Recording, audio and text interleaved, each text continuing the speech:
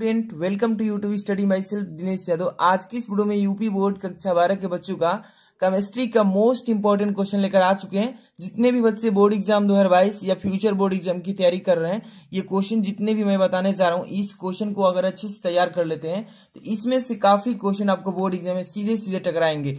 देख सकते हैं यहाँ पे थ्योरेटिकल क्वेश्चन है और इसके आगे देखेंगे अभी न्यूमेरिकल, जो कि काफी इंपॉर्टेंट क्वेश्चन है। हर साल बोर्ड एग्जाम में आने वाले क्वेश्चन से 5 क्वेश्चन है और काफी शॉर्ट वीडियो है और इस वीडियो से आपको बहुत कुछ हेल्प मिलने वाला है। वीडियो को तुरंत लाइक कर देना। अगर आप इस चैनल पर नए हैं, ऐसे ही मोस्ट इंपोर्टेंट क्वेश्चन की तैयारी करना चाहते हैं तो तुरंत सब्सक्राइब करके चैनल बेल आइकन प्रेस कर लीजिए। और देखिए यहाँ पे मैं इसका पीडीएफ भी प्रोवाइड करने वाला हूँ आपको। हैंड रिटन जो नोट्स है सबका पीडीएफ मिलेगा। आखिरी तक देखते रहिए, बस अंत तक। वीडियो को लाइक कर दीजिए। देखिए यहाँ पर सबसे पहला नंबर क्वेश्चन है केमिस्ट्री का आपका, यहाँ पे द्रव स्नेही और द्रव विरोधी कोलाइड। ध्यान समझिए, ये क्वेश्चन बोर्ड एग्जाम में हर साल आता है और काफी इंपॉर्टेंट है कि द्रव स्नेही और द्रव विरोधी कोलाइड किससे कहते हैं, और प्रत्येक का एक एक एग्जाम्पल भी देना, उदाहरण। तो ध्यान समझिए, मैं इजिली इसको समझाऊंगा, ठीक है। कि सबसे पहले आपको यहाँ पे हेडिंग डाल लेना है, क्या, द्रव स्नेही कोलाइड, क्योंकि इसी के बारे में आप लिख रहे हैं तो इसका हेडिंग डालना बहुत जरूरी है एग्जाम में, ठीक है। अब इसका थ्योरी कैसे लिखेंगे कि वे कोलाइड पदार्थ जो विलायक के संपर्क में आकर तुरंत कोलाइडी कणों में विभाजित होकर कोलाइडी विलयन बनते हैं, जिसे हम द्रव स्नेही कोलाइड कहते हैं। पहले इसको अच्छे से समझिए, ध्यान से देखिए। वे कोलाइड पदार्थ जो विलायक के संपर्क में आने पर तुरंत ही कोलाइडी कणों के साथ क्या हो जाते हैं, विभाजित हो जाते हैं, यानी बट जाते हैं उसमें, और उसी कोलाइड विलयन को क्या कहते हैं, द्रव स्नेही कोलाइड, ठीक है। बहुत इजी परिभाषा इसका। और यहाँ पर देखिए इसका एग्जाम्पल कौन कौन से ऐसे हैं जो कोलाइड स्नेही विलयन कहलाते हैं। यहाँ पर देखिए जिलेटिन हो जाएगा आपका, जिलेटिन एक पदार्थ हो गया, स्टार्च हो गया, गोंद, प्रोटीन आदि। देखे होंगे गोंद, जैसे गोंद को हम किसी चीज से मतलब मिलाते हैं तो इसमें द्रव स्नेही कोलाइड कहलाता है। इसमें द्रव के साथ ही मिक्सिंग होता है जिसे हम द्रव स्नेही कोलाइड कहते हैं। इसका बहुत ही इजी मतलब थ्योरी है। इसका स्क्रीनशॉट भी ले सकते हैं, यहाँ पर स्क्रीनशॉट ले लीजिए, बहुत ही इजी है। इसके बाद देखिए यहाँ पर जो आपका इसी क्वेश्चन में 2 क्वेश्चन किया था ना, एक द्रव विरोधी कोलाइड, ये द्रव स्नेही कोलाइड मतलब स्नेह इससे जो जुड़ा है, यहाँ पर द्रव विरोधी कोलाइड, यहाँ पर द्रव का विरोध करेगा। तो ये देखिए ये भी क्वेश्चन पेपर में आपका आता है, कैसे, द्रव विरोधी कोलाइड। इसका आप यहाँ पे हेडिंग लगा लेंगे और इसमें क्या लिखेंगे, वे कोलाइडी पदार्थ जो विलायक के संपर्क में आने पर सरलता से कोलाइडी विलयन नहीं बनते हैं, यानी कि वो अलग ही रहता है, मिलने की कोशिश नहीं करता है, द्रव विरोधी कोलाइड कहलाता है। बहुत इजी है, फिर से समझिएगा।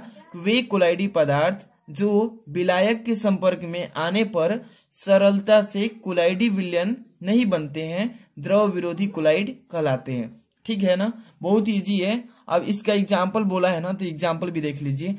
जैसे कि धातु ऑक्साइड है ना, धात्विक हाइड्रोक्साइड यानी कि FiOS थ्राइस, और यहाँ पे एक हो जाएगा और धातु सल्फाइड यानी कि AS2 × S3 आदि। ये हो जाएगा आपका द्रव विरोधी कोलाइड का एग्जाम्पल। समझ में आ रहा है ना, दोनों को स्क्रीनशॉट ले लीजिए, ठीक है। इसके बाद हम चलेंगे आगे वाला क्वेश्चन जो है आपका काफी इंपॉर्टेंट क्वेश्चन। यहां पर देखिए क्या लिखा गया है क्वेश्चन में कि फैराडे का विद्युत अपघटन का प्रथम नियम लिखिए। और ये क्वेश्चन पेपर में जरूर ही आएगा, इसलिए इसको अच्छे से समझ लेना है कि फैराडे का विद्युत अपघटन का प्रथम नियम क्या है। तो यहाँ पर एक एक क्वेश्चन का हम यहाँ पे लिखते चलेंगे, अच्छे से बस समझता चलना है, ठीक है। देखिए इस नियमानुसार, इसमें लिखेंगे कि इस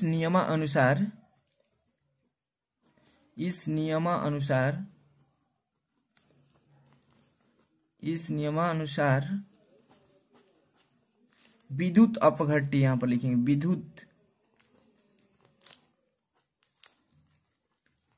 विद्युत अपघट्य, ठीक है, की प्रक्रिया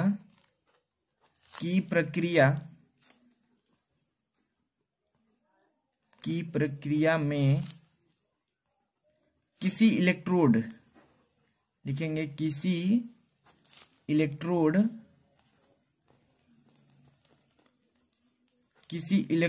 पर मुक्त, अब देखिए इसमें आप लिख सकते हैं पदार्थ का द्रव्यमान, ठीक है, मुक्त पदार्थ का द्रव्यमान द्रव्यमान बिलियन में, ठीक है, बिलियन में की गई विद्युत की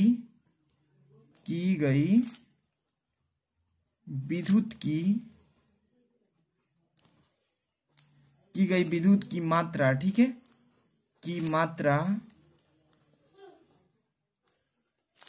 से समानुपाती होता है, ठीक है, समानुपाती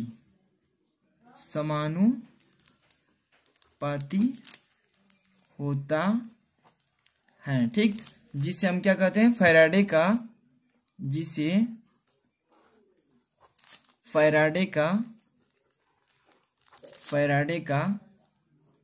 विद्युत अपघट्य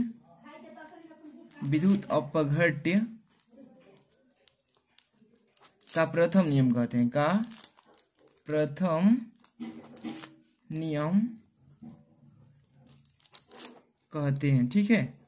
ये हो जाएगा आपका फैराडे का विद्युत अपघट्य का प्रथम नियम, ठीक है। एक बार अच्छे से समझिए इसको। फैराडे का विद्युत अपघट्य का प्रथम नियम क्या है?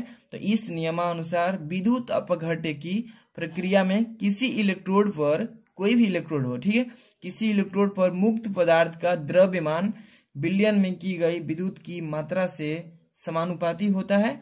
इसी को कहते हैं फैराडे का विद्युत अपघट्य का प्रथम नियम, ठीक है। काफी इजी क्वेश्चन है और इसी तरीके का पेपर में बोर्ड एग्जाम में पूछता है। अब चलते हैं नेक्स्ट क्वेश्चन की तरफ, ठीक है।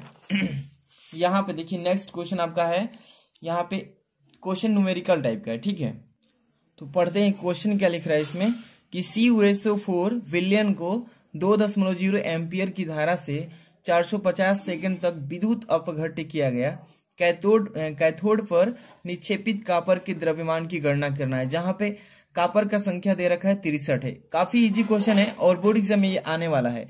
देखिए यानी कह रहा है कि CuSO4 कापर सल्फेट के विलयन है, जिस विलयन में हम 2.0 एम्पियर की धारा दे दी है और इसमें कितने सेकंड के लिए? तो 450 सेकंड के लिए। और कह रहे हैं विद्युत अपघट्य जब तक नहीं हो रहा है तब तक कैथोड पर निक्षेपित जो कापर है इसका द्रव्यमान हमें काउंट करना है, यही ना फाइंड आउट करना है। तो चलिए इसमें जो चीज दिया है पहले इसको लिख लेते हैं। तो देखिए सबसे पहले जो हमारा आई दिया, इसमें करंट, विलयन में करंट कितना बह रहा है? तो 2.0 एम्पियर का, ठीक है। अब इसके बाद देखिए जो हमारा टाइम दिया इसमें कितने समय के लिए? तो 450 सेकंड के लिए इसमें टाइम दिया है, ठीक है। अब इसके बाद इन दो चीज दिया है और फैराडे का जो नियतांक होता है, क्या होता है? फैराडे का नियतांक जो स्मॉल f इक्वल टू होता है, ये आपको मालूम होना चाहिए, 96,500 कूलाम होता है, ठीक है। ये मान आपको मालूम होना चाहिए, तभी आप न्यूमेरिकल को लगा पाएंगे। इतना तो आपको क्लियर होना चाहिए। अब देखिए इसमें सबसे पहले आपको द्रव्यमान निकालने से पहले इसमें जो है इसका मतलब आवेश निकालना पड़ेगा, Q। तो Q इक्वल टू होता है I इंटू T। इस फॉर्मूले के बेस पर हम इसका मान निकाल लेंगे, कितना इसमें मतलब कि आवेश चार्ज हो रहा है।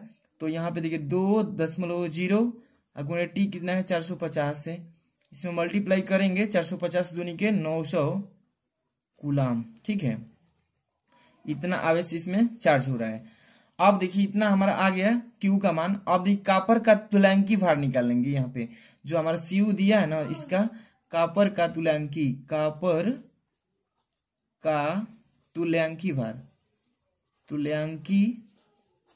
भार यानी कि E इक्वल टू क्या होता है? 63 यहाँ पे दिया है ना, कापर का 63 दिया है और बटे में 2 से डिवाइड कर देंगे। ये कट कर कितना आ जाएगा? 31.5 ग्राम। अब यहाँ पर ग्राम इंटू यहाँ पर चाहे प्रति लगा देंगे, प्रति तुल्यांक लगा देंगे, तुल्यांक, ठीक है। यहाँ पर 31.5 ये 1 दशमलव है और ग्राम प्रति तुल्यांक हो जाएगा। ये कापर का तुल्यांकी भार हो गया इक्वल। अब यहाँ पर कैथोड पर निक्षेपित कापर का द्रव्यमान बोला है ना, मतलब कैथोड पर निक्षेपित कापर का द्रव्यमान यानी कि M का मान हमें फाइंड आउट करना है। तो द्रव्यमान बराबर हो जाएगा, यहाँ पे लिख लेंगे द्रव्यमान बराबर E मतलब कापर पर तुल्यांकी भार E गुणे हमारा Q हो जाएगा और बटे में हो जाएगा F। अब मान रख दीजिए, E का मान 31.5 आया है, Q का मान कितना है? तो 900 है और बटे में हमारा कितना है? F का वैल्यू। तो F का वैल्यू हमारे यहाँ पर देखिए जो फैराडे का नियतांक है F 96,500 कूलम, इसको यहाँ पे पुट कर लेंगे। तो 96,500, 2 जीरो से 2 जीरो कैंसिल करेंगे। जैसे इसका कैलकुलेशन करेंगे तो ये आ जाएगा 0.293 ग्राम। ठीक है, ऐसा ही न्यूमेरिकल आता है बोर्ड एग्जाम में, इसलिए आप कर लेंगे इस तरीके से। ठीक है, अब इसके बाद आगे वाला क्वेश्चन देखेंगे। यहां पर नेक्स्ट क्वेश्चन 4 नंबर क्या लिखा है कि अक्रिय गैसों की 2 प्रमुख विशेषता लिखिए। अक्रिय जो गैस होती हैं उसकी 2 प्रमुख विशेषता को लिखना है, और बोर्ड एग्जाम में ये काफी बार पूछा जा चुका है और 2 ही लिखना है इसमें, तो काफी इंपॉर्टेंट क्वेश्चन है। तो देखिए इसमें सबसे पहले फर्स्ट नंबर लिखेंगे कि अक्रिय गैसें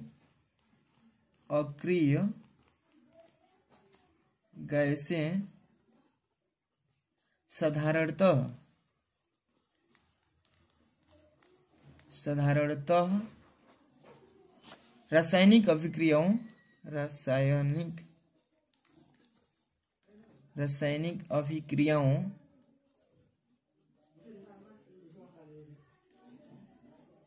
रासायनिक अभिक्रियाओं में भाग नहीं लेती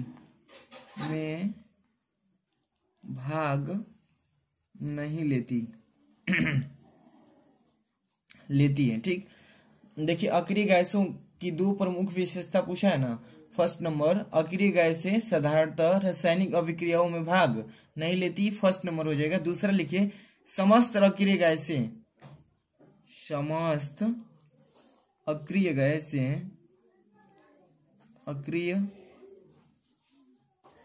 रंगहीन, गंधहीन नहीं लिखेंगे, गंधहीन तथा स्वादहीन होती है। ठीक है, ये हो जाएगा इसका 2 विशेषता। फर्स्ट नंबर, अक्रिय गैसें साधारणतः रासायनिक अभिक्रियाओं में भाग नहीं लेती है। दूसरा, समस्त अक्रिय गैसें रंगहीन, गंधहीन तथा स्वादहीन होती है। ठीक है, ये हो जाएगा इसका। अब इसके बाद अगला क्वेश्चन देखिए, इसमें देखिए लिखा है कि लिगेंड क्या है। ये पेपर में आया हुआ है, 2020 में भी पूछा गया है और काफी बार पूछा जा चुका है, मतलब कि ये काफी इंपॉर्टेंट है। लिगेंड क्या है, तो इसका पहले लिगेंड क्या पूछ रहा है इसका थ्योरी लिख देंगे, बस हो जाएगा। एक एग्जांपल भी दे देंगे। तो देखिए लिखेंगे कि वह आणविक लिखेंगे। ठीक है, आणविक अथवा आयनिक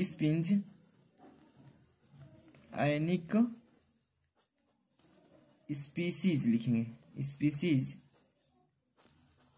जो संकर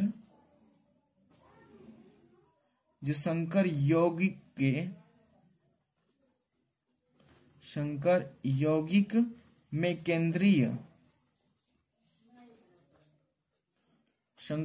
में केंद्रीय धातु परमाणु, ठीक है, धातु परमाणु अथवा आयन से रूप में, आयन से अस्थाई, यहां पर लिखें आयन से अस्थाई रूप में जुड़ी होती है,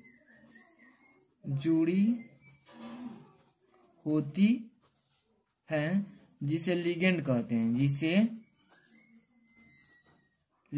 ठीक है, लिगेंड कहते हैं। ठीक है, जिसे लिगेंड कहते हैं। जैसे एग्जांपल अगर बात करूं तो यहाँ पे एग्जांपल हो जाए K4, ठीक है, FeCN6 में जो CN है ये माइनस आयन लिगेंड है। ठीक है, माइनस आयन जो है ये क्या हो जाएगा, इसका लिगेंड हो जाएगा। तो ये हो जाएगा लिगेंड क्या है, तो वह आणविक अथवा आयनिक स्पीसीज जो संकर यौगिक में केंद्रीय धातु परमाणु अथवा आयन से अस्थायी रूप में जुड़ी होती है, लिगेंड कहलाता है। काफी इजी और काफी इंपॉर्टेंट फॉर बोर्ड एग्जाम। जितने भी बच्चे इस वीडियो को देखे हैं, पसंद आई हो तो लाइक कर देना और इसको अन्य बच्चों में शेयर करना। और इसका PDF अगर चाहिए तो मैंने बताया है कि वीडियो के डिस्क्रिप्शन में जाइए, वहां पे आपको टेलीग्राम का लिंक मिलेगा, वहीं पे टेलीग्राम में ज्वाइन होना है और वहीं पे आपको सेंड किया जाएगा। जितने भी बच्चे अभी न्यूज चैनल मेरा सब्सक्राइब नहीं किए हैं, डिस्क्रिप्शन चेक कीजिए, वहां पे सब्सक्राइब कर लीजिएगा, लिंक दे दिए हैं। मिलते हैं नेक्स्ट वीडियो में। Thanks for watching.